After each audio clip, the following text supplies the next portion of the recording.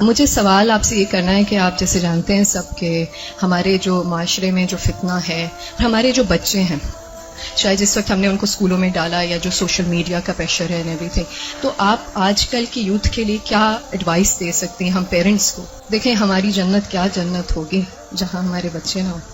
بہت مشکل ہے کیونکہ آپ دیکھ رہے ہیں ہر طرف سے media is playing such an important and such a difficult role کہ ہم پیرنٹس کے لیے اس چیز کو سنبھالنا بہت مشکل ہو گیا اینڈ آل آف دیٹ. اور میں ایک واٹس ایپ پہ میسج مجھے ملا کہ what will happen to my children when I die, but سوچنے والی بات یہ ہے کہ what will happen to my children when they die. So اگر آپ کوئی ایڈوائس دے سکتی ہیں اس سلسلے میں تو بہت موزوں رہے گی. انہوں نے دکھتی رگ پہ ہاتھ رکھ دیا ہے اور بہت ہی اہم سوال ہے یہ. حقیقت یہ ہے کہ یہ ہر گھر کا مسئلہ ہے، ریلیجس فیملی ہے یا ریلیجس نہیں ہے، یہ مسئلہ ہر جگہ ہے، پڑھے لکھے ہیں یا ان پڑھ ہیں.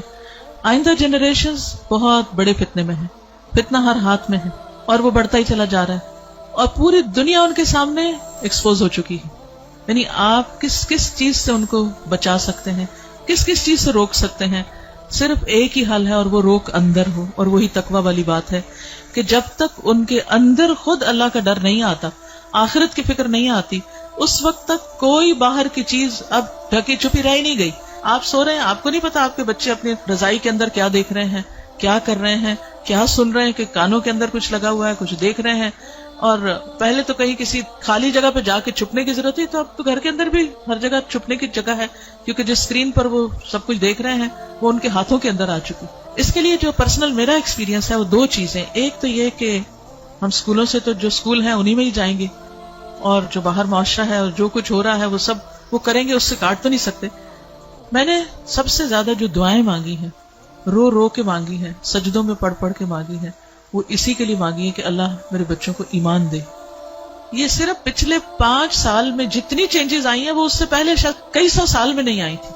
اور پھر دوسرا کیا کیا، یعنی اللہ تعالیٰ سے خود ہی مانگا. دوسرا یہ کہ ہر تھوڑے عرصے کے بعد عمرہ، اللہ کے گھر چلو، کیونکہ اللہ کے گھر کا جو جلال ہے، اور اللہ تعالیٰ اگر انسان کو کہیں سب سے زیادہ محسوس ہو سکتے ہیں تو وہ بہت جگہ ہے. یعنی ہمارے ملک میں، ہمارے گھروں میں، ہمارے ماحول میں وہ فیلنگ نہیں آتی جو وہاں جا کر آتی. تو الحمدللہ ان عمروں نے، اللہ کے گھر کی زیارت نے دل کے اندر تھوڑی سی جگہ بنائی اللہ کو پہچاننے کی. کیونکہ جب تک اللہ کو بچے پہچانتے نہیں، اس کی عظمت کو محسوس نہیں کرتے، وہ اللہ سے ڈر نہیں سکتے، تو وہ تقویٰ نہیں آتا دل میں.